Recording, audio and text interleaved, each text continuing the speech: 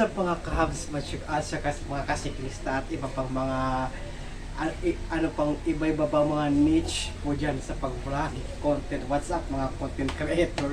Okay, medyo mayroon po pala tayo, mayroon po akong bagong i-insert po dito sa aking cycling adventures. Okay, so since hindi ako nakapag-bike po ngayon, so ngayon ay meron lang akong i-insert, so para may magawa po ako ng vlog at may upload. Okay, so kaya ayun, meron pala ako ditong isang sports accessories, I think. So ito pa pala yung ito pa pala yung knee support na ito. So pwede itong pang cycling. So ito pala yung knee support sa either nagbibisikleta ka or nag-jogging or nag-exercise. Actually okay na okay mo pala itong gamitin. Okay, so okay din pala ito siya gamitin.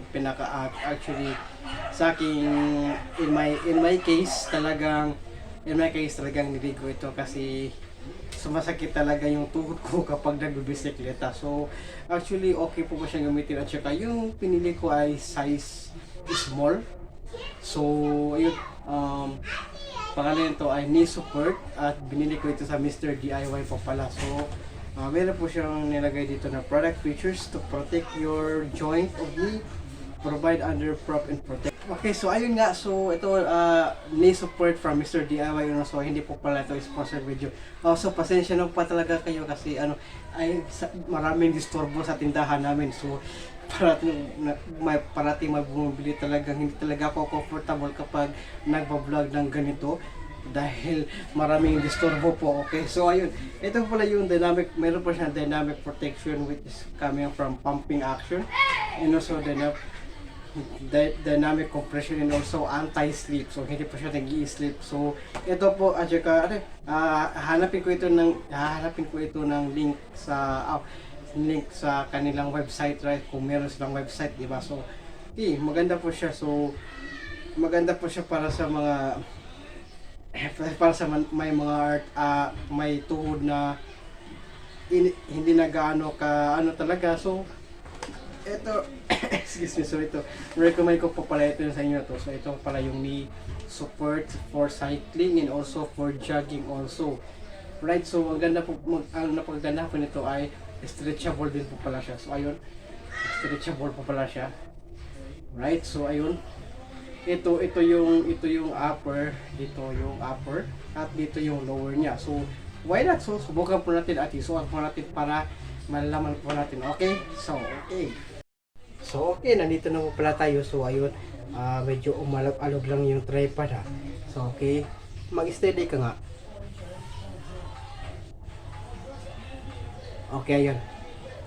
Okay, ayun. So actually isusuot na natin to, right? So para makita nyo rin kung ano ito eh. So madali lang ang pagsuot nito. So I think nasan ba yung, I think ito yung okay,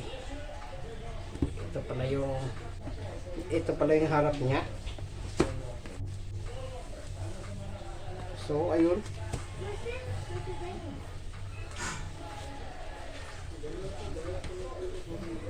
so ito pala siya. So tuutin mo lang siya ng ganito.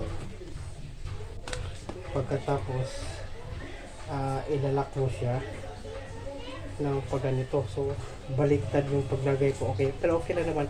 So at least ito ilock mo lang siya dito. Pagkatapos dito yung ibaba, yung lalak mo naman siya. So ayun siya. So nagalak ko pala siya dito. Meron po kasi siya velcro strap na patay po ako. So ayun po pala siya. So okay po pala. So adjustable po pala siya.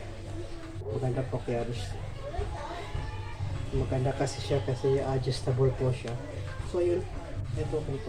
So talaga okay, masarap sa pakaramdam talaga. So kung mas nagbabayad ka, so ayun, okay po pala siya. So ganda, di ba? So yun, ito pala siya yung so check. So ganda po, at saka okay po, right? So yun, okay.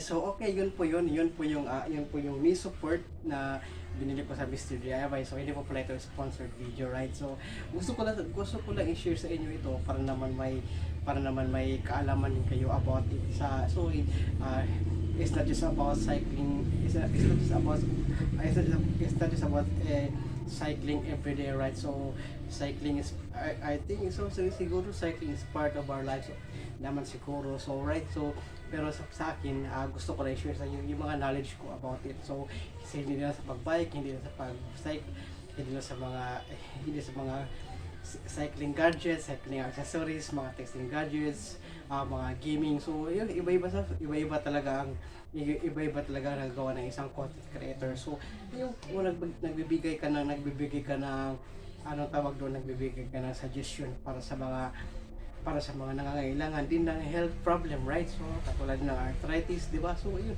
po yung recommendation at suggestion ko, yung pong itong knee support po. So ayun, ito yung knee support na maibili mo siya sa right, sa Mr. DIY. So maganda po pala siya na gamitin habang nagbabike ka. So actually yung pagbabike naman ay talagang isa rin ng mga cardio exercise, right? So ayun na siya. So okay naman pala siya gamitin. So ayun, at saka talagang maganda sa pakiramdam din kapag sinusuot mo ito, right? So ayun, okay, so that's it for this vlog, and I hope you enjoy. So thank you so much for watching. So next week is gonna be a continuation of my cycling adventures here in my channel. So and also lots of content is happening, right? Lots of content is happening right here in my channel. So okay, so stay tuned for it, and thank you so much for watching, and let's all wrap it up, and thank you so much for watching, and please don't forget to subscribe to my channel and click na rin po yung notification bell para ma-notify din po kayo parati always sa mga upcoming mga vlogs ko dito, sa mga iba't ibang content dito sa aking channel. Okay, so see you again on my next video.